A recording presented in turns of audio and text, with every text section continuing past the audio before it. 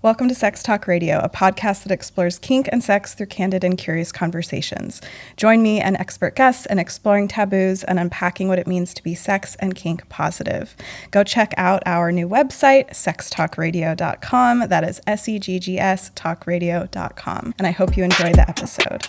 And her research was all about like divorce rates and the seasonality of divorce rates. And there is like people tend to get divorced at certain times of the year. Oh my God. Like when they file, probably. When they file. Yeah. But like that's a really good indication of like, okay, something broke. Right. You obviously probably thought about getting divorced. Yeah, seasonal depression, baby. No, it's all actually, it's the opposite. It's after the holidays.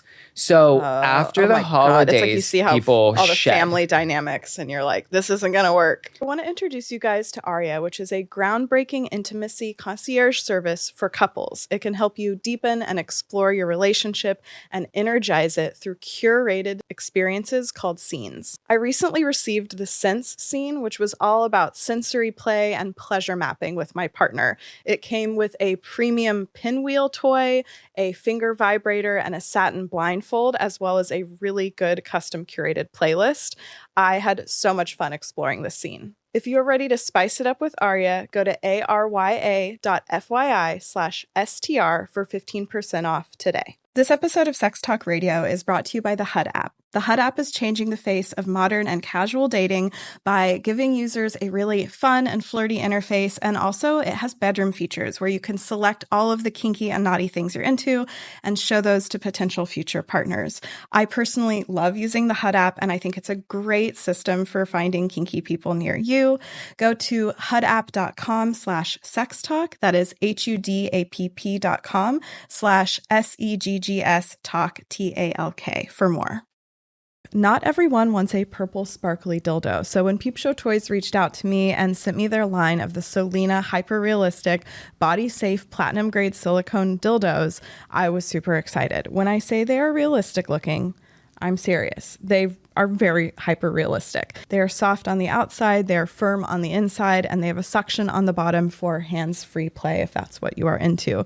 Go to peepshowtoys.com and use code SEGGS, SEGGS, for 10% off of your entire order. When I started optimizing my life around my menstrual cycle, everything changed for the better. That is why I love the Stardust app. It is far more than a period tracker. It is an entire hormonal health universe inside of an app. I've been using it for quite a while now, and what I love the most is the beautiful design. I love that I can share my cycle with a friend or with a partner. I get customized notifications, and I've learned so much about my cycle and about hormones. So wherever you get your apps, search for the Stardust app, and I look forward to your thoughts. Okay, Nicholas Velotta, welcome to Seggs Talk Radio. Oh, thank you so much. You came through for me today. Thank you. Oh, of course. And he brought me a Diet Coke that says friend on it, which is adorable. And listen, it's my love language. Die. Yes, it's my fucking love language. I'm actually stopping coffee right now, which I'm on and off with it. So it's not like as insane as it sounds for me to just stop, but I'm tired. No, that's crazy. I am tired. I quit. You're like... No, that's wild. I quit vaping, like nicotine vapes. That must be recent, yeah? I think... Sorry. I recall a vape recently. I know, that's so funny. Okay. No? Like, I stopped maybe like 3 or 4 weeks ago. Oh, that's recent. Yeah.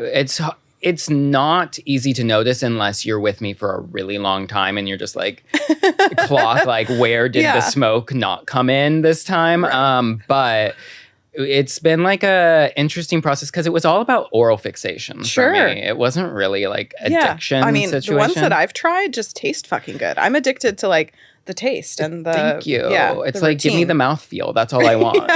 Yes. Well, please introduce yourself. What do you do? You're a magical human. Wow. I'm a magical human who is very scientific and grounded. Love that.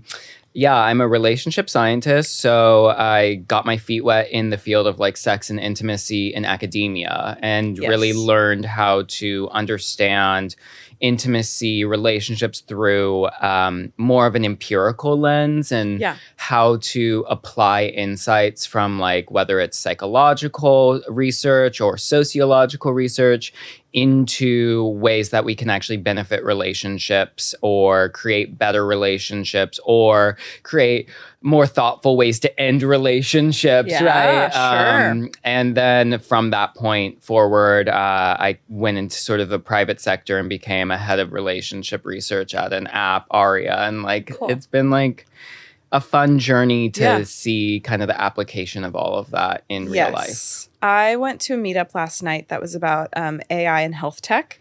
And it was the panel was really cool. And this woman asked, what could you build? Could you guys build something, or is something being built to help merge academia and entrepreneurs?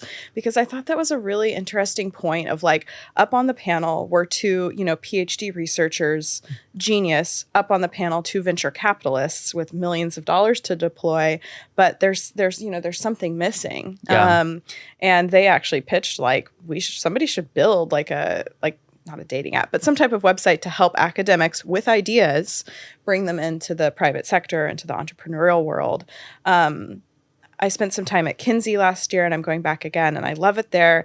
But with my interviews with so many researchers there, I did feel like there's ideas here. There's business ideas here. We are, as an entrepreneur, I'm we're talking about tangible gaps when it comes to condoms and all these different things. Yeah. So anyways, side note, I feel like that is No, something you're that's so missing right. and so important. Yeah, I felt like that was one of the major sort of voids that I experienced in my own PhD program too, where we had quote unquote professionalization seminars, but it really didn't prepare me for actual application of my skills into the private sector. And instead, it was so much more of my mentors in my life, my own sort of gumption to think that I could do that, Totally. Oh, and not to generalize too much, but from my experience, academics have a low risk threshold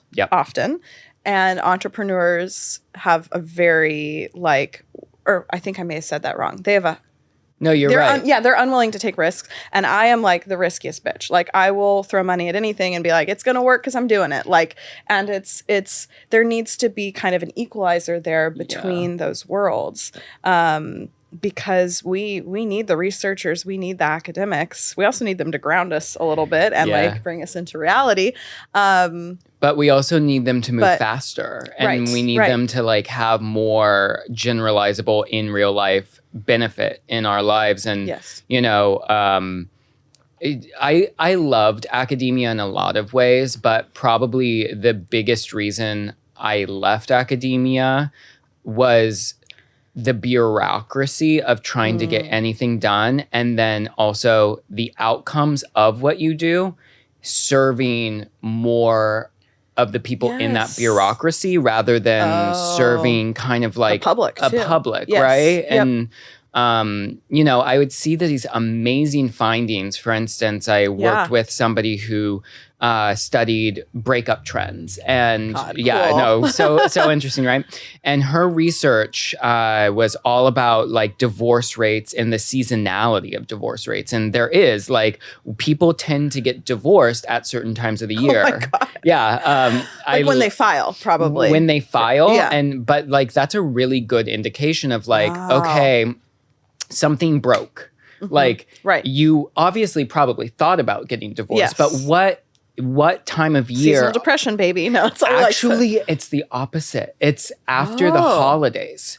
So after the holidays, it's you see how people all the shed. Family dynamics, and you're this isn't gonna work. Yeah, but so interesting, right? And I bring this up all the time, and nobody knows. Nobody has any understanding of maybe our behavior and when we end relationships is impacted by more of these sociological cultural things than just the relationship itself. And when I'm giving advice to people, for instance, who are going through the holidays and they're I'm really trying to shore up connection, make it through the holidays with this person, I want to be well, you and the rest of Americans, and then in March, you're going to break up because you made it through Thanksgiving, Christmas, New Year's, Valentine's Day, and now it's like, bye. Yeah. You did all the rituals of connection, it didn't work, and now you're leaving. Rituals of connection. Mm-hmm. Can you go back to that? Because I think that speaks to why this is. Yeah. So like,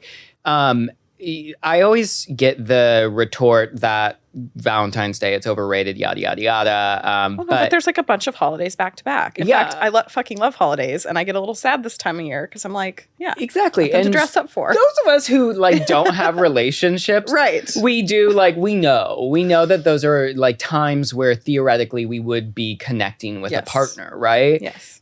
People in relationships may not quite clock this because they're in the ocean in the milieu of just like day to day with their partner, right? But really, these holidays serve a foundational purpose in our relationships to be rituals of signaling connection between you and your partner. Yeah. Because if you're thinking about like major life transitions, major life moments, you expect that if you're in a relationship to share them with that person. And so if you're not, it feels there can be a lot of conflict at those points too. Precisely. Oh my God, like the amount of people, the likelihood that you will feel disappointed on Valentine's Day, regardless of gender, like somebody feels disappointed, or family conflict around the holiday. Like they're rituals of connection, but they're also heightened emotional things. Yeah, no, it's I coach a lot of people in terms of especially the holiday season to have explicit conversations before those seasons to basically determine what are the expectations of this season for us. And also like my rule of thumb is like find one or two things that are like must-haves, non-negotiables of this season for you. Is it like, I really need us to do a getaway for a weekend or something like that. Or if it's a little bit smaller scale, like I really want us to have a movie night every week because it's such a clusterfuck of a season and we need to find a way to like come back together at the end of the day. Find those things that are non-negotiable so like you don't get lost in all of this other stuff with high expectations, but no explicit boundaries about how you're going to meet those expectations. So going back, I think you were going to talk maybe about how like there's this research, but then it's not necessarily translating into like action or support for people. Is that kind of right? Yeah. And so it's like if, for instance, we know that people are more likely to split up after the holidays, or we know that the holidays are especially important for relationships. Why are we not offering services and support in different modalities to create more opportunities for these couples to thrive, right? Like, I think about divorce lawyers are really happy about it, right? Like, they're like, March is our time of the year, baby. Like, they're ready. But the rest of us who want to stay in our relationships, it's kind of confusing to me that there hasn't been any sort of application of maybe during the holidays, it's just a well-known thing that you should go to maybe a therapist. Like just during that time of year, maybe it's a ritual in your relationship going into the holidays. Like let's sit down with a third party and figure this out. Or let's market products to you that's going to enhance your life. Whether it's like, hey, you probably want some sort of pre-planned date night situation, right? So you reserve that time. That would be really cool if like you didn't have to add that to your mental load and somebody else kind of like came in and was like, here's your itinerary, you're done. Well, and this is where it's like academia is literally, as an entrepreneur, I'm like, these are just untapped $1 million business ideas, you know? Exactly. like, you know, sure, ideally, you know, your research gets put out there, it gets picked up, it's front page, it becomes common knowledge, people change their behavior. But also entrepreneurially, it's like, here's literally a gap, an issue, a thing. And that's what I kind of learned researching for or talking to 4 different academics at Kinsey. I'm like, these are just really great business ideas for sexual health and wellness products. Yeah. So there has to be like a bridge between the two. And I mean, you know, in my career, like I thought about going the nonprofit route. I really wanted to help people, boots on the ground. Oh, I understand. I did. I did a 2-month internship in Nepal. I lived in a hut. I worked my ass off. It was hard. Like, can you imagine? I did it. And it was eye-opening. And I literally built my first business like in my little notebook while I was there. Because I was like, this is so hard and so slow, the process of change on that boots on the ground level, that it made me realize I want to create more change through entrepreneurship and through building things. Totally. And there needs to be more discussion around that. And I actually, since leaving academia, so many of the people who were in my program have like come around and kind of been like, how do we do that? And Sure. I'm like, yeah, it was hard when I was 23 or whatever and just wanted to kind of like figure out my own path outside of academia. But now I'm getting hit up by 30-year-olds who are like, okay, so I didn't have this like, you know, audacity to think that I could go and do that. But now that I'm like in my oats, I feel like I know what I'm doing with academia and research. I want to go and apply it in a way that is outside of the context of a university. And it's too bad that I'm like, it took me having to really take a bet on myself and risk everything in order to have that hybrid of a career, right? Whereas, you know, it's a huge risk. Yeah, exactly. We're talking about low risk taking folks. Exactly. It's like, it makes sense. Like when your funding is dependent on, again, like a bunch of bureaucracy where there's a lot of red tape about how you're going to get this money, how you're going to use that money for often good reasons. You know, like you can't take risks. You're really beholden to like a board of oversight that like in the private sector, you're simply not, babe. Like, it's just like, what do you want to do? If somebody's willing to fund you, great, go. So let's go back to you and your younger life. Tell me about where you grew up and how you got into sexy things, sex research. I know, I get personal. Sorry. Yeah, no, the personal is political, babe.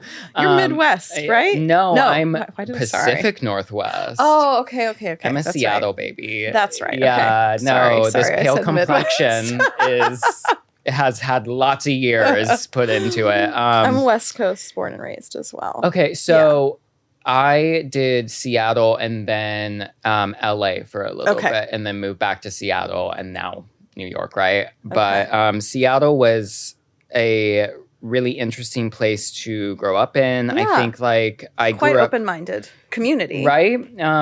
And so unfortunately I grew up sort of in more of a conservative sect of the city. It's like a bordering city called like Kirkland, which you may know from Costco. Kirkland brand. Yeah, yep.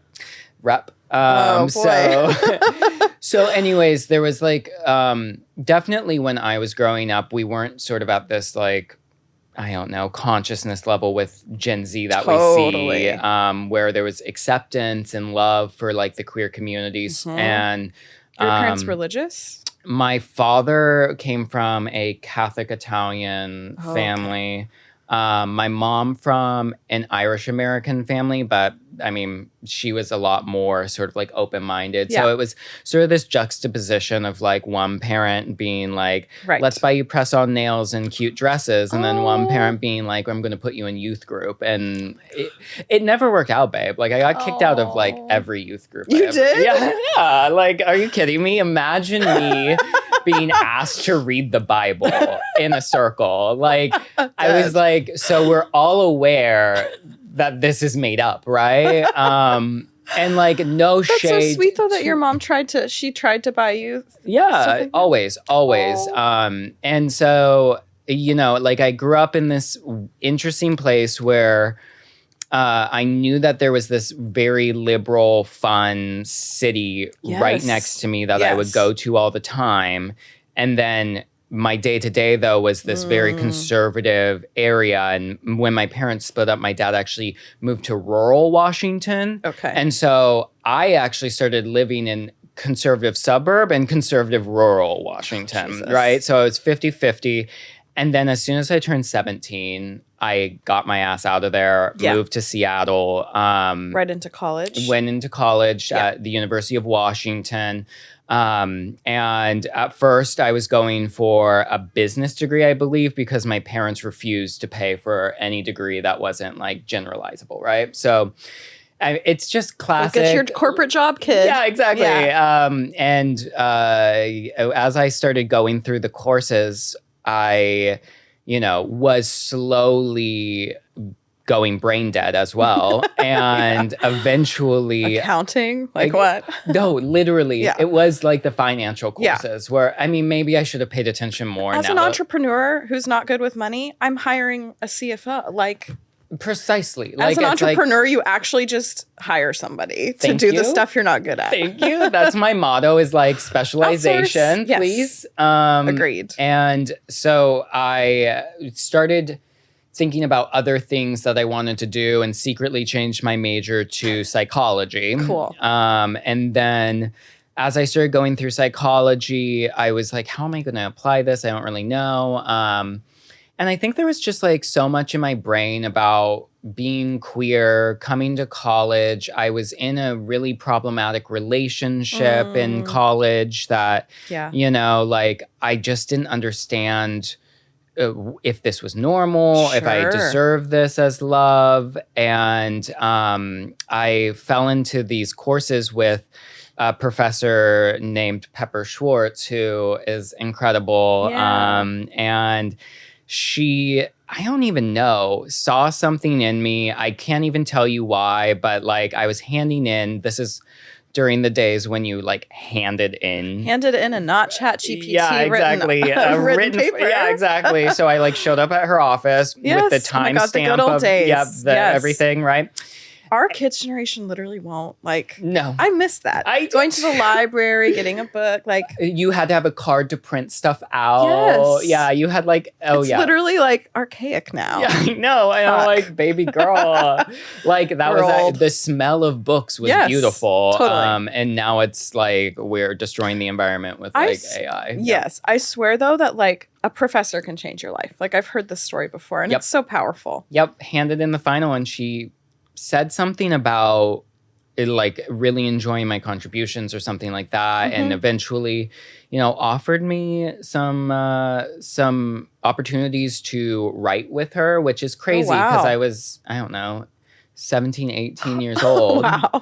And she's like, do you want to get published? And for research or this was reviewing research. Okay. So more of lit review stuff. And we started working together and just it kind of snowballed and created a researcher out of me. And I really was able to learn about intimacy, love, and sex through the process of me growing into a relationship scientist. And, I will always say that Pepper Schwartz, mentor, she really got me out of a very bad relationship. Not only professionally did she incubate me, but she she rescued me in certain senses.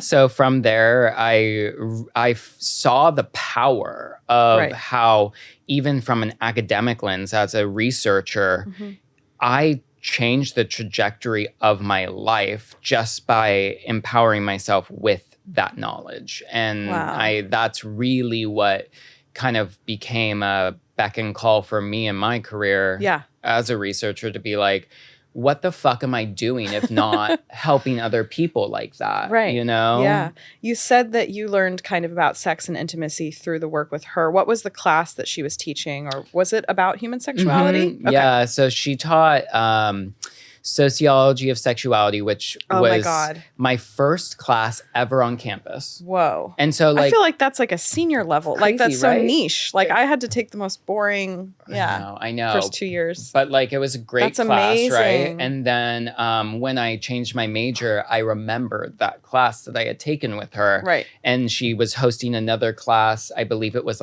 intimate relationships across the life course. And so it was an age-related perspective on relationships. And I took that course, and that's, I think, how we ended up kind of like meshing. That's very cool. I've had some weird fantasies recently about going back to college, and it would be literally not for any financial gain. It would be like because I'm fascinated about the history of sex specifically. Like, I would love to go take a sociology of sexuality course. Like, I am just fascinated by how people used to have sex, and specifically the history of sex work. Like, I went down this rabbit hole on YouTube the other day about prostitutes during the gold mining era. Oh, it lovely. Is fascinating. Wait, give me a little I will give you trivia. the high level nerdy tea, which is that these towns only survived because they sent sex workers to them. Like thousands of men would go to these rural towns across the United States to mine gold. And there were incredibly intricate brothel systems that then, this is the part that I love, they dug tunnels between the brothels so that if men were getting caught cheating, they could literally run away. And they made tunnels up into, guess where? The politicians' homes for the sex workers to go. And this was like 100 years ago. I just like that stuff. I nerd out so hard. I think it's fucking fascinating. Like, I think it's fascinating to see that we have always been so sexually motivated, like deeply motivated. Like, oh, want the men to go to work? Bring the hose. Yeah, no, it's always sex work is, this profession that is always undergirding any form of society. And there's never going to be a society without an aspect of sex work in it. And that's for a reason. Like, it's a fundamental human drive to want sex. Yes. And if you can have a drive that is a necessity for you, just like food, hunger, thirst, shelter, there's a market. There's a market. And I mean, it's like, it just always gets pushed to the underbelly and the gray areas because it's illegal. But it's like, it's always been there and it will always be there. I've been spending a lot of time on LinkedIn lately, which is like a total hellscape, I've learned. But I've been spending time on there for like the business I'm building and networking. And I saw a guy post and he was like, Lily Phillips, the like woman who had sex with like 100 men and it went viral. He was like, she's just as damaging as Andrew Tate. And I was like, oh my fucking God. And he had this whole thing written out and it was very anti-sex work and anti-everything. And on just, LinkedIn? Yes. Like, this is... Take this to Twitter. Take this to Elon Musk's platform where you and your other bro... Therapy. Yes. Like, what he'll is never happening? get there. But it was very anti-OnlyFans. And I've also been spending time on Twitter just out of curiosity. And there's a lot of anti-OnlyFans discourse from men, which is just so bizarre. Like, they really don't seem to understand that sex work in certain capacities has always been around. No, I mean, it's always moralized. It's a superiority thing. I don't need to subscribe to women on OnlyFans. Yeah. At the same time, like, I guarantee you they're the ones who are like, women serve a purpose in, this 1,000%. like society, blah, blah, blah, blah, blah. It's like, great. So you still want to regulate women as a marketplace, just their sex is exclusive to you. Oh my God. Right? Totally. Like, it's another end of a pendulum, and one is more liberating and giving autonomy to the worker, and then one is saying, no, you're basically forced labor. Yes. I left a comment on it, and it was actually about the monetary side of things. Like, it sounds like you're actually just quite upset that a woman is making millions of dollars a month. Like, literally. Like, show me how much you're appreciating because of your looks, babe. Like, and your LinkedIn posts, you motherfucker. Yeah, exactly. I'm guaranteeing you that like her situation is performing a lot better than whatever this is going on here. Oh my God. Anyways, tunnels and LinkedIn, we did pivot. Where were we going before? I don't even know. We got there somehow from the courses I took or something. But talk to me about coming out and potentially coming out to yourself and what that looked like before coming out to others. Look, I am a vibrator girl through and through. However, I think it's really fun and important to bring in an element of penetration to solo or partnered play. That is why I'm excited to share with you guys the Solina line of hyper-realistic dildos brought to you by Peep Show Toys. They are a line of 3 different sizes of super realistic dual density silicone dildos. Not only do they feel and look extremely realistic, but on the inside you have a thicker, more dense silicone, so it really does feel like a real erection. Get 10% off of your entire order at peepshowtoys.com using code SEGGS, SEGGS. My entire life changed when I started tracking my hormones and my menstrual cycle more closely. That's what I love about the Stardust app is it's far more than a period tracker. It is an entire hormonal health universe inside of an app. It is beautifully designed, it is fun, it is hilarious, and it is extremely educational.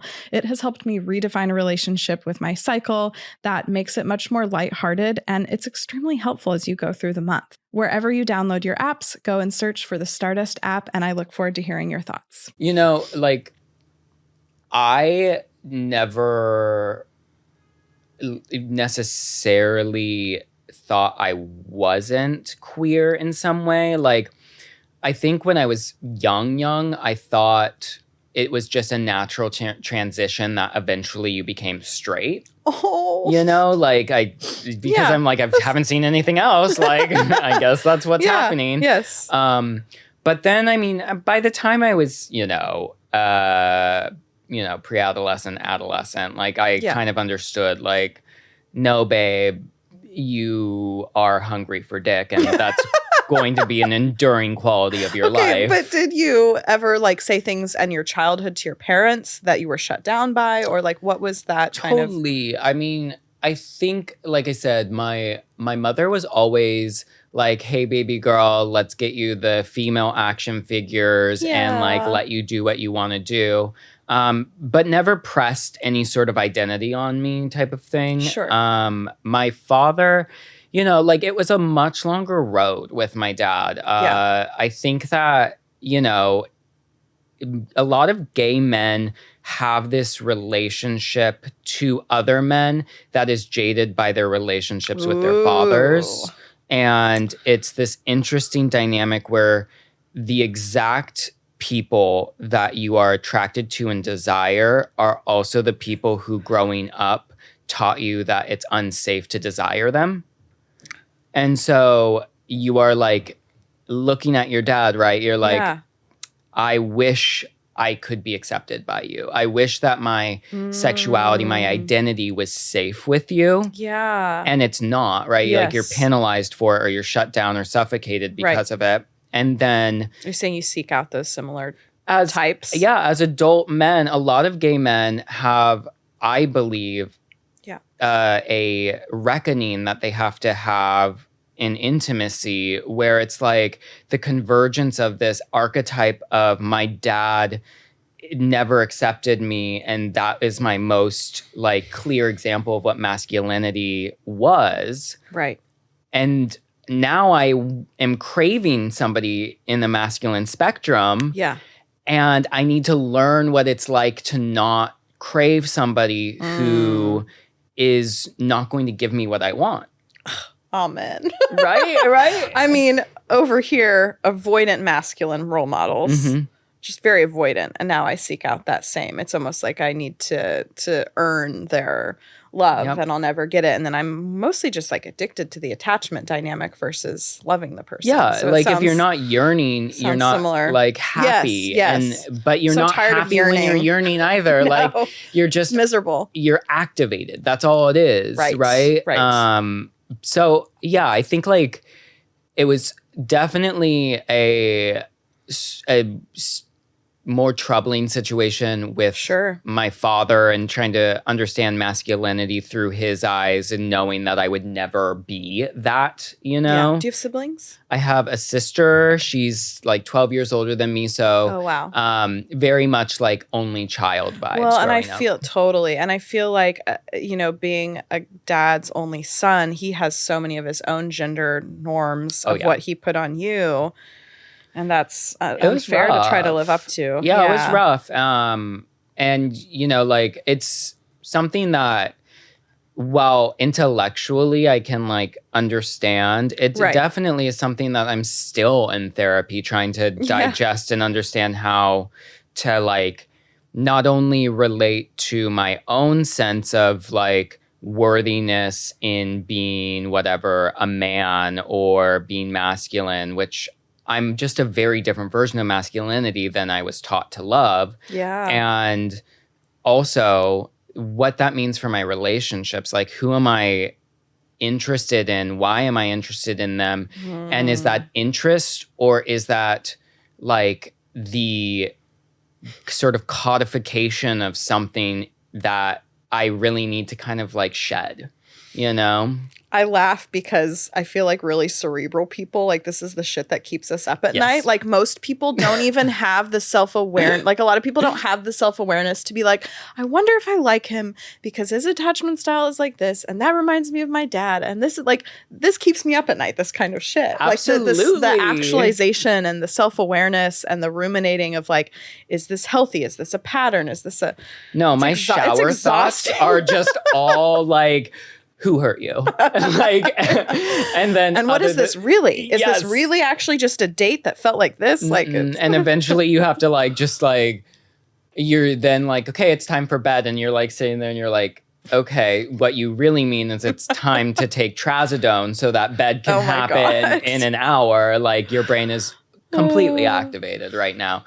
Yeah. So, I mean, like, growing up, coming out with parents, etc., like, it has this like long-term thing that I think a lot of people encounter. But in terms of like coming out to myself, that wasn't difficult because it was never like this was here the whole time. Yeah, I was like, girls, I was wearing heels to kindergarten. Oh like, my God, okay, you were one of those. Yeah, like, I'm like, hey girls, what's up? And I mean, like, cute. Yeah, it was not necessarily like people accepted that, but I didn't have like another way to exist. If anything, you know, it just really built this kind of like snarky side of me, like this snarky wit that like, because it's like if somebody's coming at kind you, of mechanism. yes, exactly. Yeah. So like, I guess in that sense, like, my process of being open and gay amongst like my peers really impacted me more so in sort of like, how am I going to show up to people who I don't know, or like what performance do I put on for people? It's probably informed by sort of like vulnerability needs to be shielded by like some sort protecting of like yourself. Harsh sense of humor. Yes. Yeah. Was it a small school you were at, or conserve, like, were there other queer kids in your school? There was one other one. Yeah. There was the one that was open about it. And then, you know, like, there was the swimmer who like wanted to fuck me. But then as soon as like people learned, closeted. Yeah, exactly. As soon as people thought something of it, like, it was like, of course, never talk to me again. Like, it was sort of that dynamic, you know? I feel like I've seen that in a movie. Probably. I mean, I could have played isn't that. Euphoria vibes. Oh, I don't know. Probably. I mean, I don't know. Any case, it was that. It was small schools growing up, and then high school was fairly large. But regardless, I left to do college in a place where I was like, it's time. It's time for me to just kind of like fuck around. I graduated a year early in Alaska, because my graduating class was like 82, and I was so ready to get the fuck out. Oh my God, you're from Alaska? Yes. I didn't know you're from Alaska. I'm from rural Alaska. Oh my God, I've been to Alaska a lot, actually. Really? Yeah, because my dad was a salmon fisherman. Oh my God. Yeah. That checks out with personality stuff of his. Like, okay. Yeah. Oh, yeah, they're like burly. Yeah, wilderness men. Yeah, they want their son to go fishing with them. Oh, how many times I went fishing. Oh, you tried. You made the effort. I was like, these boots are cute. So I grew up in Homer, Alaska. 3,000 people. All of my male friends in high school commercial fished. And so they would go out in the summer and they'd make like $100,000. And a lot of them started getting strung out on drugs. So like... me and my friend at the time, like we totally smoked a lot of weed. So a lot of our friends were guys. And it just kind of got harder and harder substances that we were seeing them use, like on our fucking lunch break, like we're high schoolers. And so yeah, I doubled up on classes, and I'm really glad I did. Like my parents just supported me with that because I think that I intuitively knew I needed to get out and not get sucked into the druggy stuff. And I did. But yeah, can't speak more highly to the 17-year-olds that I don't know if they're allowed to listen. I think they are, to like get the fuck out of your town. And always. Dan Savage always says it to queer kids, especially get the fuck out of your town. Like move away, like far. It will get better if you move to a place that actually has infrastructure for somebody like you. Yeah. I mean, I think like to kind of parallel that as somebody with an addictive personality, I'm always like catching myself, like even with like sex and food and like shopping, it's like for me, one of my grand stretches in life is trying to find the gray area of things. And I found, working on it in therapy, is that I often go to an extreme and then I find the middle ground. But I don't often just healthfully and moderately find the middle ground of something the first go. You're a hedonist, babe. Yeah, you're kind of a hedonist. Oh, for sure. I mean, even when it comes to like kink and BDSM, it went to an extreme of a ton of partners very rapidly exploring all of the kinks, dominance, submission, all the things. And then now I'm like tapering back down. Wait, but you said that yes. And you said that you've kind of stopped dating. So, well, I deleted the dating apps. Okay. You're like, qualifier. Which is still a huge pivot for me. So I've been chronically on the dating apps for years. I've been single for probably, like I was in a relationship for a few years in LA, and then I've been single my whole time in Austin. So like 4 years or so, 4.5 years. And on and off that whole time was on the apps. I don't even want to say on and off. On the dating apps the whole time. Sometimes what I would do is I would delete the apps, but then all you have to do is press one button and it connects right back to your account. So a few weeks ago, I went as far as actually deleting the full accounts. And this kind of plays in line of like knowing myself and my addictive behaviors and knowing that I need it to be kind of cold turkey. That's just kind of how I operate. And what transpired, even in the immediate days after, was fascinating. Again, to like watch myself as a very self-aware person go through this of like, I'm going through a withdrawal experience, truly. Like you have cravings. Yes. Yeah. Because I was using it as an outlet for validation and attention and sexual deviancy to sext. But at the end of the day, like it wasn't healthy. And I don't want to say I was using people, but my intentions weren't like, this is not all leading up to me finding a boyfriend, you know? And so it's been really interesting, though, just observing myself the last few weeks so just kind of like any addiction, it's like, because it's such a dopamine thing, the way these apps are designed, they're fucking insane. And first few days, I was like literally like crying a lot, and I was like bored and lonely at night. Like it was this. It was this coping mechanism at night for like an hour of like swiping, and then, you know, getting so used to hearing, oh, you're beautiful, or if it's more of a power dynamic thing, somebody being really excited. And like, I was just getting hooked on that dopamine and that attention. So the first few days were kind of emotional because also as a sober person and an introvert, I'm like, going out and meeting people just looks different for me. I don't have a desire to go out to bars or parties. And so yeah, there's this withdrawal phase, but now I'm in this phase where the word that comes to mind is literally peace. I feel fucking peace not being on these apps. And I'm like doing cute things and talking to people out in public and like hitting on people. And it's like kind of the way things I feel like are supposed to be and how you actually find connection and a spark and attraction.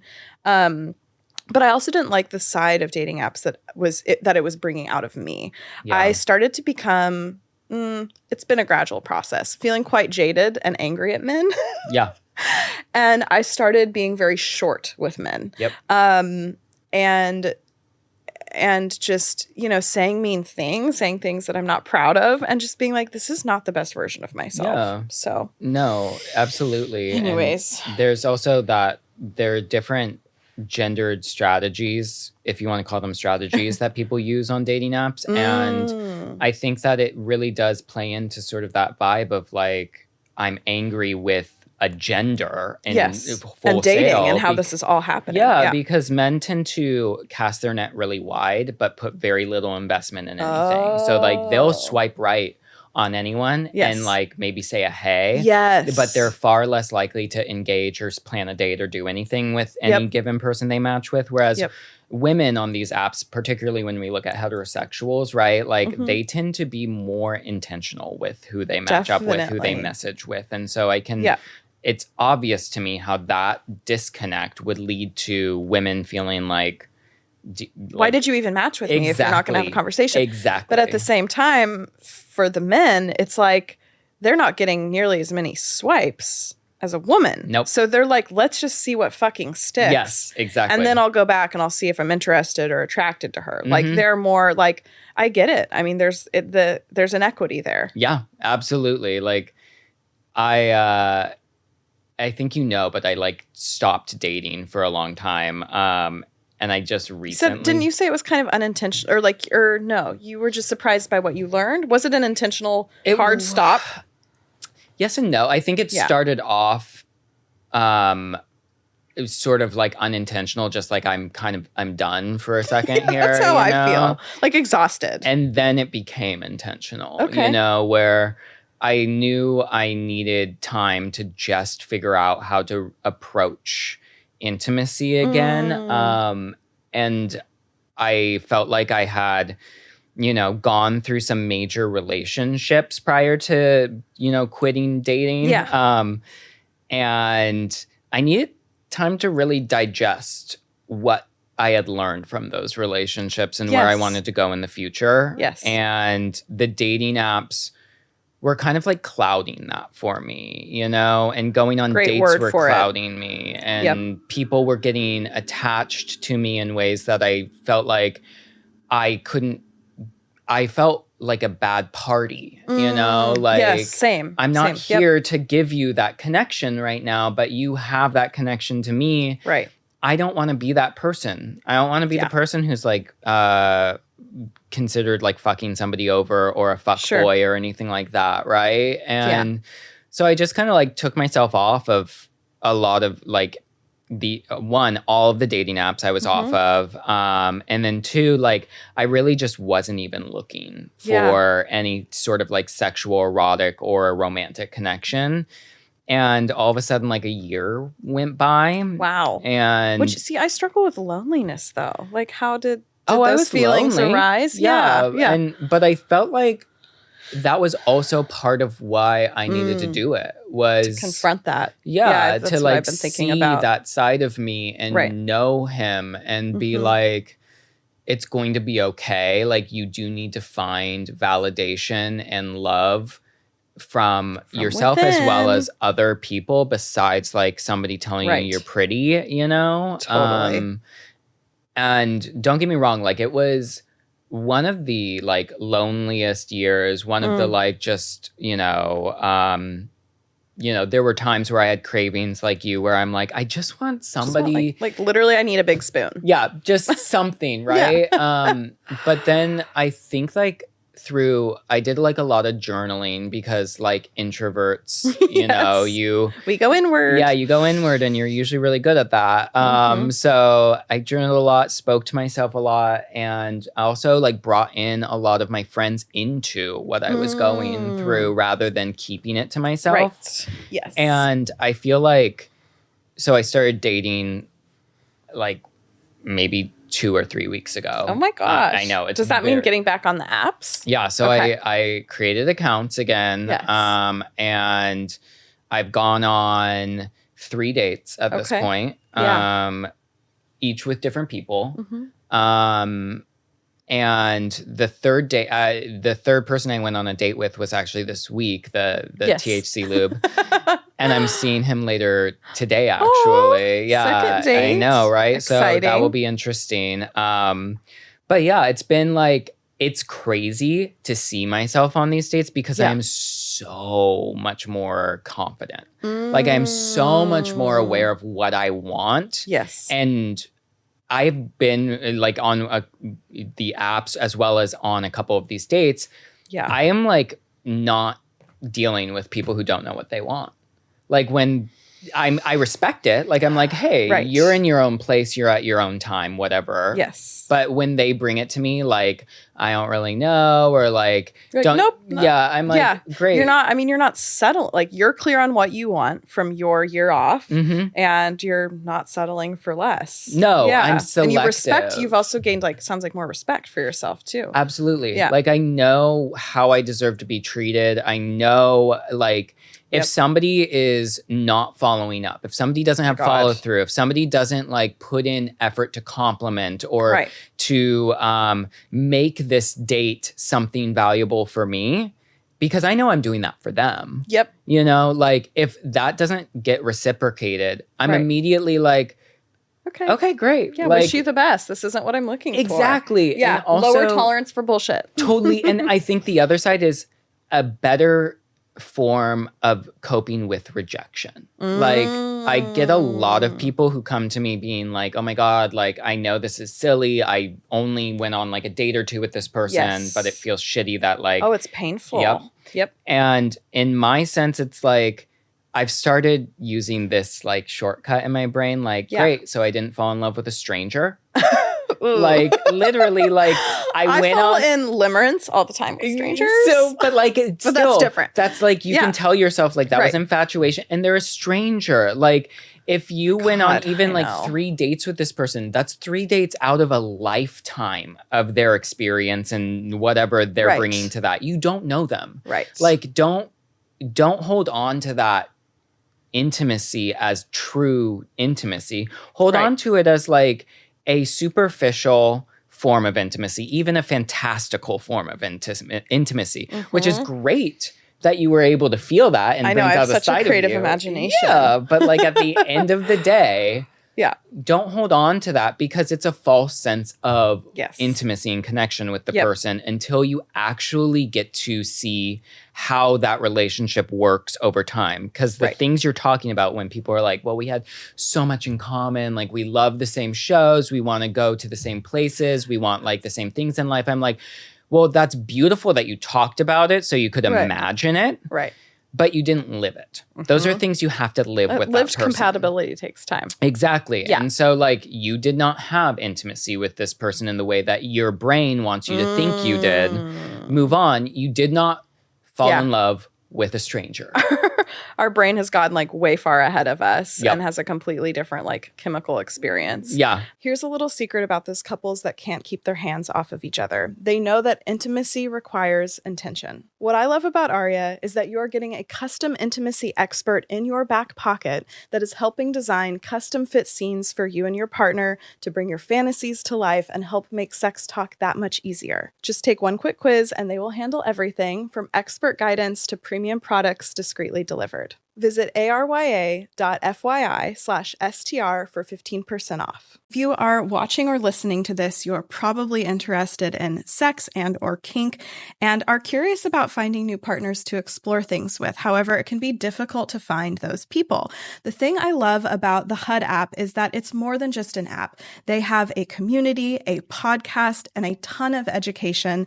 And inside of their app is a bedroom feature, so you can select all of the things you're interested in, all of the things you want to try, all the things you don't want to try, and that can be shown to potential future partners. So to learn more, go to hudapp.com/sextalk. That is hudapp.com/sextalk, SEGGSTALK. Brain falls in love. I'm so good at that. So good at that. But it's so short-lived. It's like 1 to 2 weeks. Like I also encounter this with other people that have ADHD where I'm just like, we get like hyperfixations and that can be people sometimes. Yeah. And also the dopamine hit of just a thought for people with attention deficit oftentimes precludes them from actually having commitment to something long term. So like that felt good enough. The thought felt great. Literally, like it happens with people, but it also like for example, I have people in my life who are like, I know how I'm going to change things for me. I'm going to start doing this. But they don't start doing it. They just have the thought that they're going to do it. And that's enough to get the dopamine hit. And then they move on, you know? Oh, I mean, sometimes for ADHD people, it's like, I love to make the plan. The plan gets the dopamine. I don't actually really even want to hang out with the person. No. Okay, so that is something that I really think needs to be studied, is this rush of dopamine people get when plans get canceled.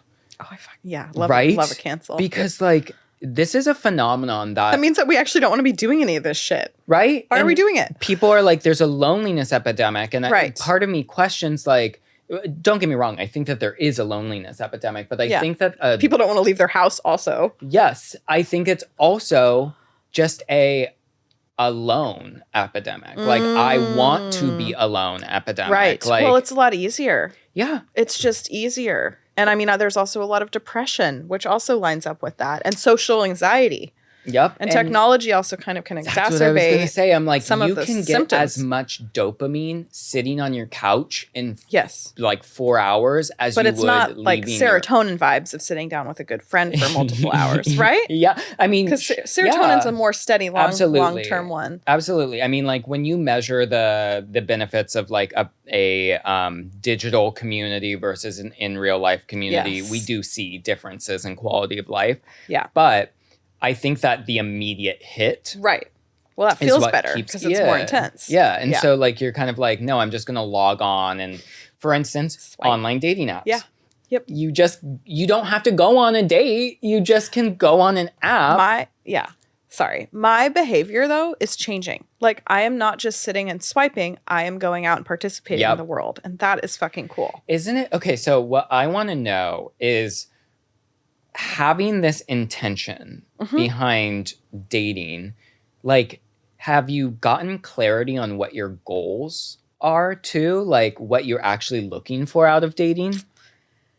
Yes, but for many complex reasons, which I'm not necessarily going to go into all of them, like I'm not quite at a place where I'm ready for a relationship, like maybe in 3 to 6 months, but I feel like I want to... I love a timeline. Yeah, that's funny, girl. I'll tell you more off air. LOL. But like, I'm not quite ready, but I know what I want, of like what I'm working towards. And I foundationally want to do some of the healing that comes with the uncomfortable feelings that come with deleting the apps and sitting alone with myself. So I know that there's like a healing process here and a process. But yeah, I mean, my goal is to find somebody, but I also know, having been single for like over 4 years, that it doesn't come just because I want it. No. But I do need to be more intentional. I also know it's not going to come any sooner, even though there are millions of people at my fingertips. For whatever reason, that's not fucking working. And I'm a huge believer, I was talking about this on the last episode, huge believer of the importance of the spark, of seeing somebody and being like, that person's hot, I want to fuck them. Okay. Versus seeing them on an app and thinking that, but then getting to a first date and being like, oh fuck. Right away, that drop of like, I'm not genuinely attracted to their energy. Interesting. So like, I kind of fundamentally know that I want to see somebody in person and have a conversation with them. And like, there's just so much I can pick up on from that. Yeah. Body language, energy, like, yeah. Okay. So in real life spark. Yes.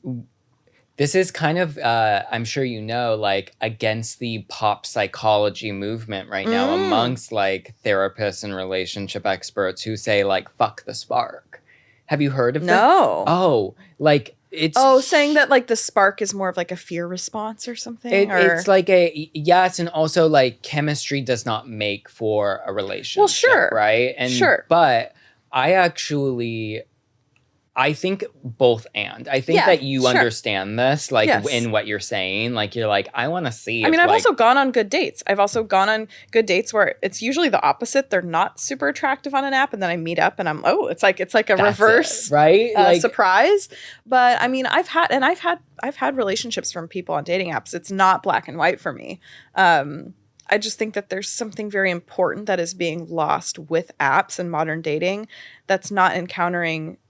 Maybe spark isn't the right word, but general sexual attraction. Like the last guy I was seeing in Austin, I met him out at an event and it was like from across the field. I saw him and I was like, that's gorgeous, man. Like I want to get to know him. And I know it was great. And it was like so cute how we like met and I went up to him and I was super nervous. I had my friend help me like get his number. It was adorable. And it's like, at the end of the day though, like we weren't compatible for many reasons, but I would so much rather start with that's a gorgeous person, and then figure out where we stand, versus like, oh, on paper, great. I'm on the app. He's liberal. He's tall. He's this. He's that. He's this. And then there's just no vibe. So I don't know. What's your like most ridiculous non-negotiable? Oh my God. This is going to sound bad. I don't know if I can talk about this on air. I want somebody, I'm going to say it, I want somebody who's wealthy. That is so fair. Yeah. I don't think that that's like ridiculous. And I can elaborate on why. It's not even about a specific amount. When somebody has wealth, it shows me that they've worked very hard. Well, I want somebody that's earned it themselves. Their wealth. Yes. Yep. I mean, another non-negotiable that's less controversial, I could just say I want an entrepreneur. Sure. I want somebody that thinks creatively, that's made their own money. I think for me, it's actually much more about stability and the lack of stability I had growing up financially. And that makes me feel safe. Somebody that has worked hard and accumulated wealth makes me feel so safe. Sweet. But yeah, that's a sweet narrative to for the like, rich guy. Yes, no, that's my justification of me wanting a rich man. Yeah, no, I like that actually. And here's another thing, and I'm sure some man will be pissed off by this. I am genuinely turned on by money and wealth. Like it's a turn on for me. Somebody that's again worked hard for it, and like as somebody that's dabbled with sex work, it's like it's fucking hot. That's also interesting, having sort of like an erotic spark associated with money. To me, it's the power. Like and being in New York City, I find it I find wealthy people also just from like not research perspective, because I haven't done that professionally, but like I find it fascinating. I find powerful, wealthy people, especially in this city, just fucking fascinating. There's a whole subculture movement with hypergamy right now where it's like people looking for partners who like climb the socioeconomic bracket for them because that's like attractive to. Yeah, I mean that's been around since the break of fucking dawn. Like it's nothing is new here. No. I'm just saying it out loud that I want. Yeah, exactly. Like, it's I'll just say like I think people we went so hard into this like love is this pure like energy or like and relationships need to be perfectly equal between a man and a woman. Exactly. Yeah. And like it's not about equality, it's about equity. Definitely. Right? And so if one of you makes more money than the other, that can be a turn on and that can be used to the advantage of your relationship. That shouldn't be something that is like, well, how are we going to like make sure that like you don't have any power over me?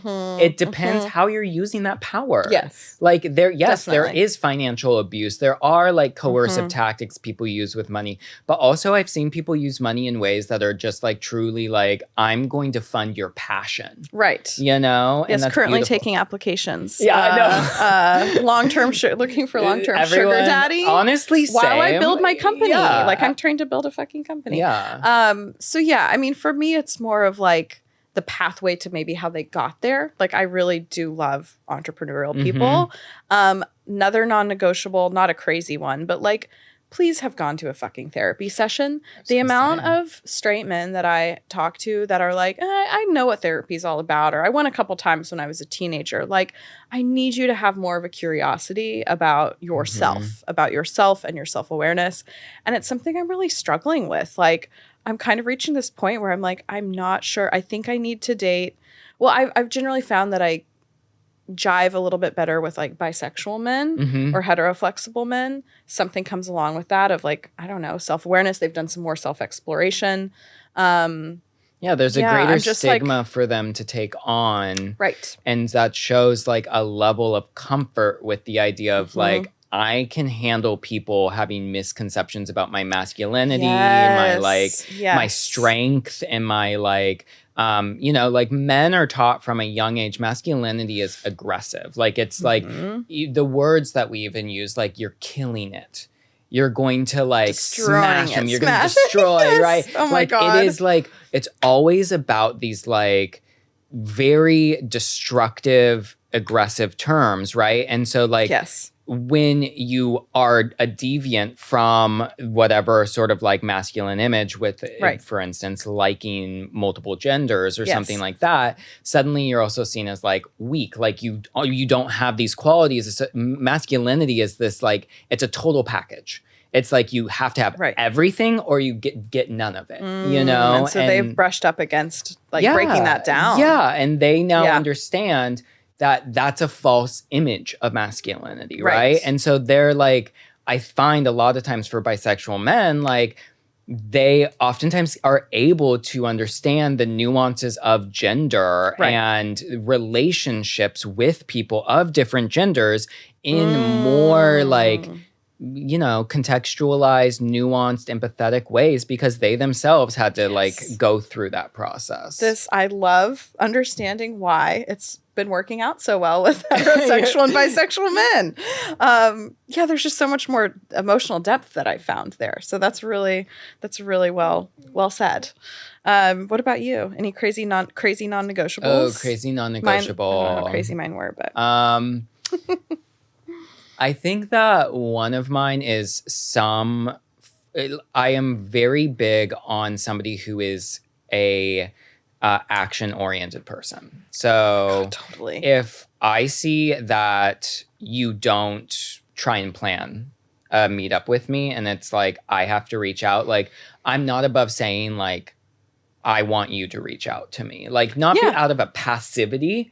No, this is how I like to be treated. Yeah, I just like to see that from somebody coming to me. And more than likely, I was the one to initiate to begin with. So like, I need you to match me on that energy. And same with like affection and compliments, because I think like there is this discomfort I feel personally from complimenting myself, or also it can veer into I feel weird complimenting others on attractiveness too. Like there's this weird thing that I have with like physical attraction and like how to like own it and like recognize it in ways that are like romantic. And so like I really like somebody who is able to like put into action like you're beautiful, like,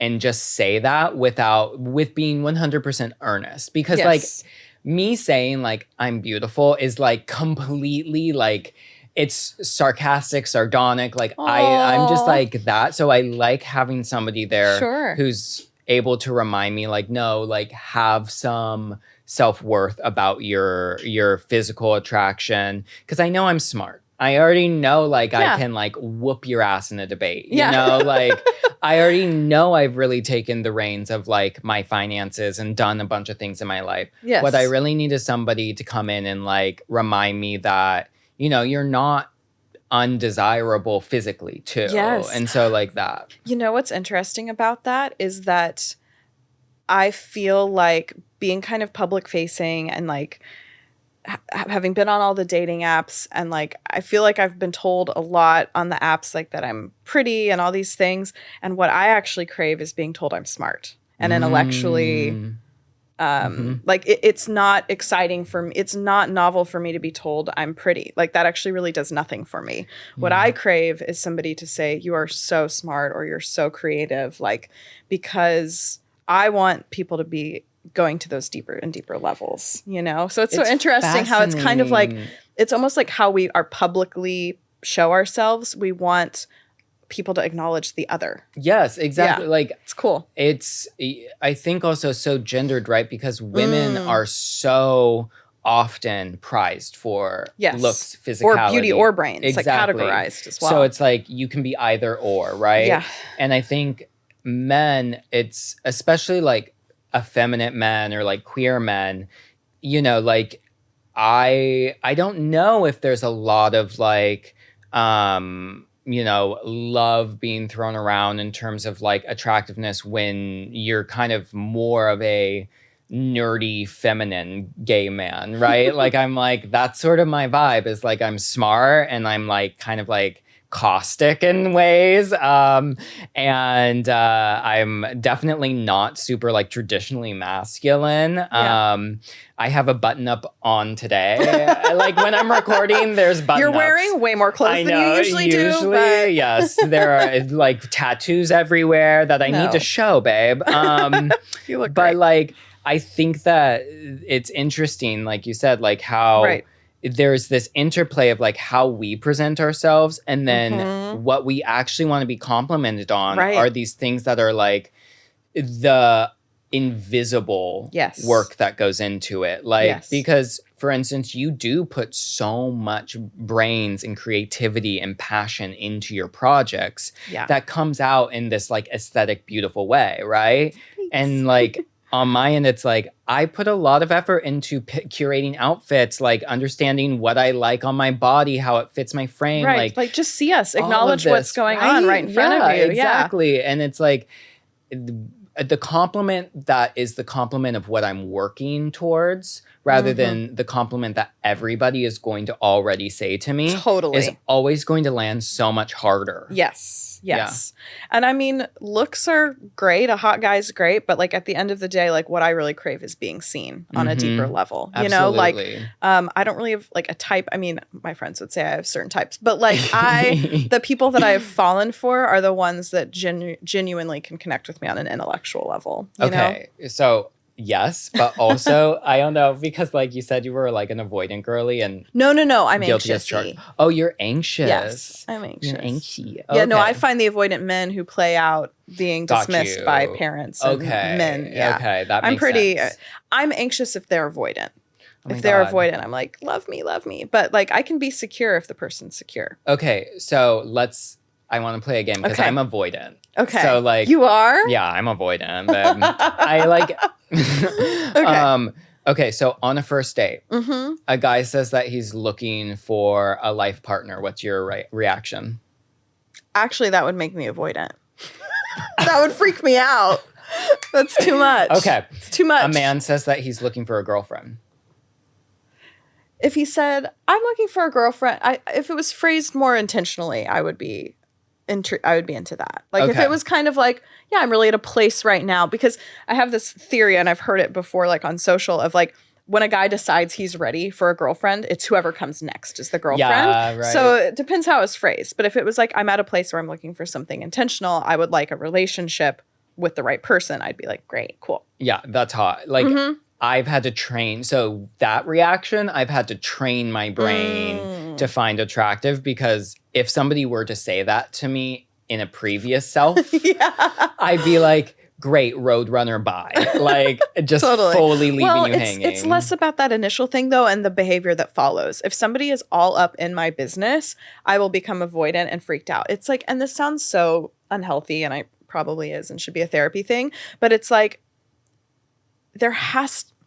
for me, I feel like there has to be a little bit of not a game initially, but there has to be the intrigue and a push and pull of like, does he like me? Do I like him? Like a little bit of that. If it's just somebody shows up completely like secure and ready, willing, and able to jump into a relationship, it freaks me out. Well, yeah, because anxious people aren't looking for like secure or anxious people. They're looking for avoidant, right? So like your wonderful attachment is to the chase, to the ambiguity of your desirability or your lovability. Even though like all I want is because not that, like, but you're chasing something that you think is the fantasy, which is this person is going to love me wholly and completely.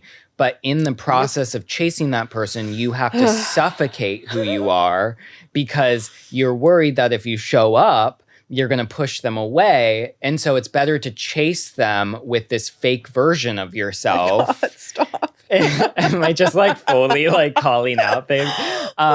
You're doing great, sweetie. Thank you. Listen, thanks. But it's also just familiar. I mean, the anxious avoidant patterning at this point is just familiar for me. And so, also part of the reason that I would like to take this intentional step back from at least the kind of excessive dating or very fast-paced dating that I was doing, to really look at really look at those dynamics. Yeah, absolutely. Fun stuff. No, it's super fun. I think like anxious is actually one of the, if we were picking between anxious, disorganized, and avoidant, which one is the most easily translatable into more of a secure dynamic? Wonderful. Anxious people tend to be the most. Oh my God. Yeah, avoidant men aren't becoming secure any day soon. Okay, but like, listen, I'm trying. I didn't even mean it about you. I was just thinking about the men that I've dated that are avoidant. No, it takes a lot. Yeah. It does. Like, I think that I look at myself and I'm like, thank God I literally decided to professionalize myself in this field,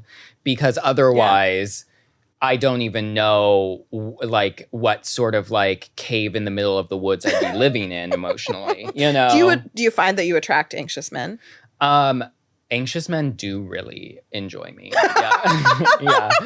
I'm dead. They enjoy you. Because of the chase, baby. They're chasing you. Yeah. And like what's crazy is, because I'm now aware of it. Right. I'm very honest when I like get a sense that somebody's attaching to me. Like, I'll be like, hey, this is what you can expect from me. This is sort of what my boundaries are, et cetera, et cetera. And I've had circumstances where I have formed really great connections with men. But because of their own inability to navigate their anxiety. Yeah. And my inability to meet them in that space, like it has fallen apart on us. Definitely. And like those are relationships where genuinely like I really miss those people in my life. Yeah. But I also know that I'm doing this honestly for them, because I don't feel good being a part of that dynamic. And I've already explicitly said as much as I can say. I've reiterated this as much as I can in the conversations leading up to the distancing. Right. That I know that the only option now is to actually kind of like end that relationship. But anxious men, they love to find me. Avoidant men, I enjoy the first few dates, but then of course nothing happens because it's ships passing in the night. Like, great, let's fuck and then never talk again. Yes. And then I feel like secure men, I am learning more and more to enjoy. Yes. It's just as simple, like, if a secure man is funny, you got me. You got me. Love humor. I mean, like, please obviously, I need to think that you're hot, taking life way too, too seriously. Yeah, exactly. But if a secure man walks into my life and doesn't have immediate banter, it's really hard for me to kind of like jump on board, because I'm like, you're boring. I'm like, oh, great. So your parents loved you the right amount. Like, no, it's really difficult to not feel like security is boredom. Yeah. Yeah, like, it's tricky. Nothing is like high and low for me. God forbid we just have a healthy, balanced relationship. Like, get the fuck out of here with your like reliability. Dude, I know. Well, before we wrap up today, could you tell me what you're currently nerding out about? Like, what's currently going on in the world? Oh my God, yeah. So I am nerding out over... I have been really into learning about how sort of like Gen Z and their use of technology has honestly changed what intimacy even means. Wow. And so like I've been kind of like having a lot of conversations, intentional conversations with people in that age cohort, as well as like doing a lot of like research on sort of the history of technology and communication in its formats for relationships, and trying to like understand how this generation and future generations are truly redefining intimacy through modes of technology and communication, which is a natural process in the history of humanity, but is in such a crystallized and sort of like supercharged way right now with Definitely. how fast it's developing. And yeah, I think I see a lot of like Gen Z people themselves not understanding necessarily what to do because no one else knows what to do. They're like, I didn't grow up with that. I didn't experience intimacy in that way. And so Gen Z is almost left to their own devices when, you know, like could you speak more to some examples or any stats you have around kind of what's transpiring? Absolutely. So like, for instance, the vast majority of straight men, by the time that they're in their like mid-20s, have never actually asked somebody out on a date in person. Oh, in person. In person. So they have never had the circumstances nor the confidence or whatever, the thing that they're lacking, to ask somebody out in person. And that's definitely one of those things that is fundamental to just like human interaction, is being able to initiate romantic I've started doing it because no one does it. Exactly. No one asks out women in real life, and I started doing it. And the feedback I've gotten from the couple guys I've asked out is they fucking love it. Yeah. Because they've never been asked out by a woman, and they don't feel... So I posted about this at once, and it kind of made it to the wrong side of the interweb. So there's mixed stuff here. But basically... a lot of men feel uncomfortable, or they're afraid that they're going to make a woman uncomfortable by asking her out. I had other men join the comments that were like, well, ever since the Me Too movement, we wouldn't want to do something that she would misunderstand. And I'm like, oh, rape her while you're asking her out? Literally. Like, what are you fucking talking about? But there is this weird underbelly of commentary of like, ever since this societal shift, men are afraid to approach women. I'm like, girly pop. I've seen it a lot. Did you not see like Brett Kavanaugh elected to like confirmed to the Supreme Court during that movement? Like, did you not? Yeah, not see that much has changed. Yeah, I know. I'm like, calm down. But what's interesting is that like I do want men to be hitting on women out in public. I just don't want them to be doing it in a creepy fucking way. And that's part of the discourse that came into the conversation. This was like on TikTok that I posted about this, where there were some men actually defending women, which was great. And they were like, or they were kind of arguing with other men being like, as long as you just read the room when you do it, you'll be fine. You know what I mean? Like if you can tell she's actually not interested, or the vibe is not there. So like, don't push your phone number on her, then like, and walk away. That's fine. But it's when it's like, I mean, I had a weird experience when I first moved here where this guy kind of like cornered me in Zara and was just like hitting on me, and it was really uncomfortable, and I kind of had to like get away from this man. And it's like I also had the same thing happen in Target a few years ago, and it's like those were times where it went too far. But I'm just like, how do we convey that men can do this in a healthy way that won't scare women? Well, again, it kind of goes back to what we were saying about like the language that we even hand to young men, where it's like there is a difference between being confident and being aggressive. Yes. And confidence is sexy. Yes. Aggressiveness, no. Terrifying. Yeah, that is like scary to women. Yes. And there is a reason, like, I think it is so sad that women still want to cross to the other side of the street when they see like a man walking towards them and there's not people around, right? Like that tells you all you need to know about how gender still impacts women. Yes. Particularly in especially Western places, and I'm sure in other places. But like, I think like there is also this like homogeny that happens with online culture. Like we've been led to believe that because we're so connected, like we're now exposed to such diverse thought, etc. But exactly the opposite happens. Like actually the algorithms create rabbit holes and in networks for you. Yes. And so men particularly are susceptible to this. And there's been a lot of research on this now that shows that like as soon as a man is on, for instance, YouTube and starts looking at like for gaming stuff. Yeah.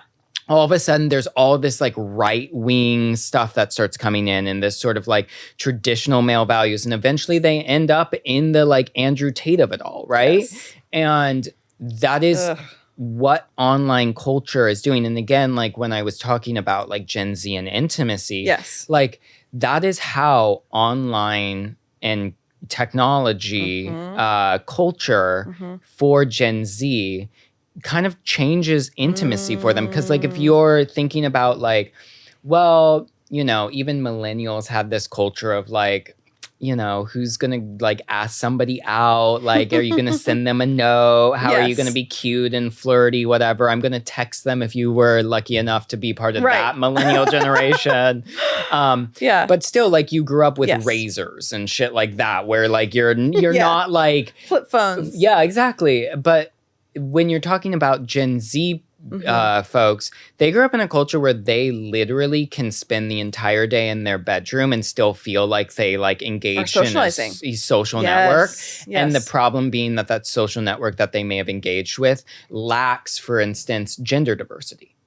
And so like men who are in gaming culture, which is predominantly owned by men, you know, like then they go out and they're like thinking about like, oh, well, I don't get sexually fulfilled or yada, yada, yada. Like, it's almost like they're both, you know, kneecapped by the technology that they're using, but also like they want that sort of validation from this network of other men who are experiencing the same thing. So it's like this feedback, right? So it's like, loop. Because like it's uncomfortable to say, oh, you should maybe like think about joining other groups that have more diversity in thought or like whatever it is. And so like we're human beings. We don't really like to be uncomfortable. We don't generally like change. It's why it's so easy for so many to stay in their bedroom on their phone scrolling versus. And I think it's similar in some ways with women too. Like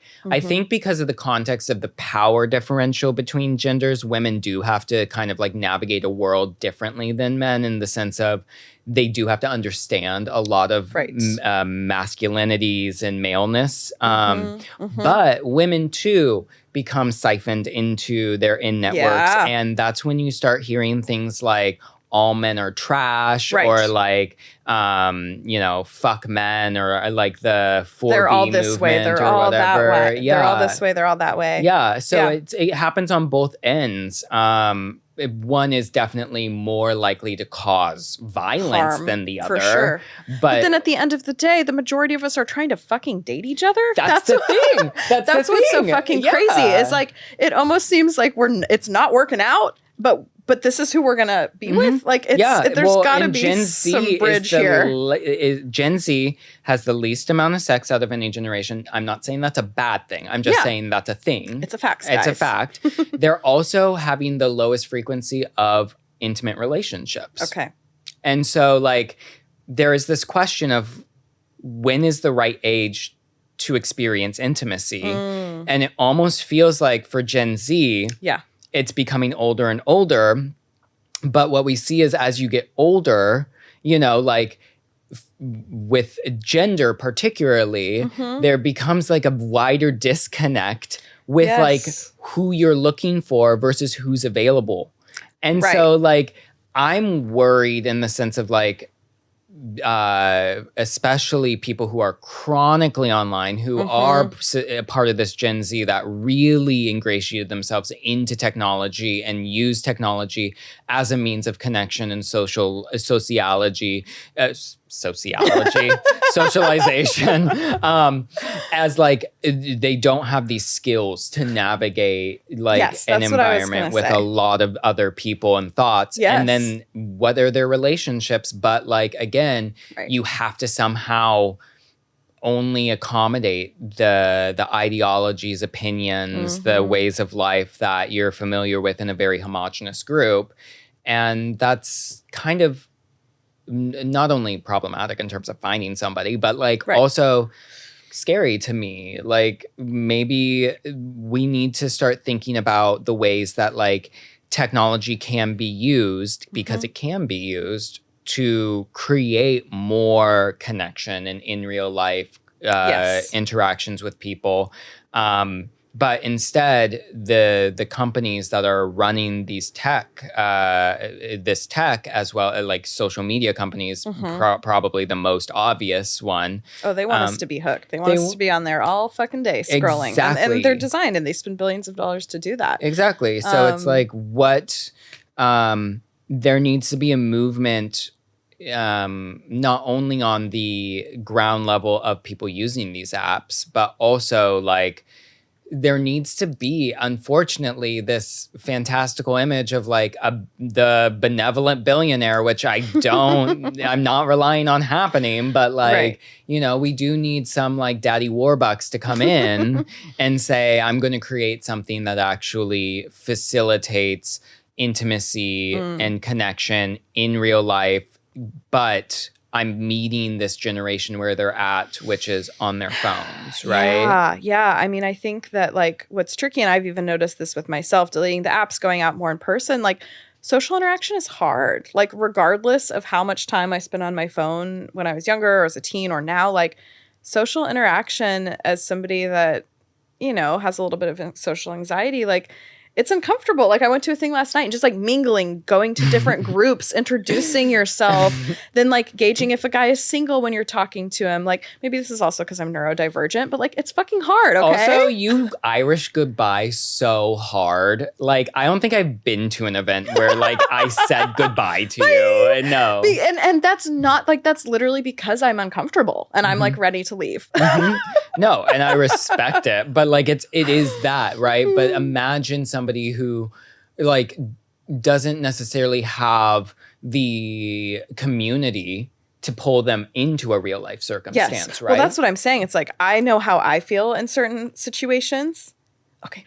I know how I feel in certain situations. I can't imagine how somebody that has literally been on their phone for so long feels. And I think that there's a lot of conversations that will be had and continue to be had, especially with AI. I mean, I've started using mine as a therapist and dating guide. Wow. So, just a little bit, questions here and there. I'm in your contact list. Like maybe.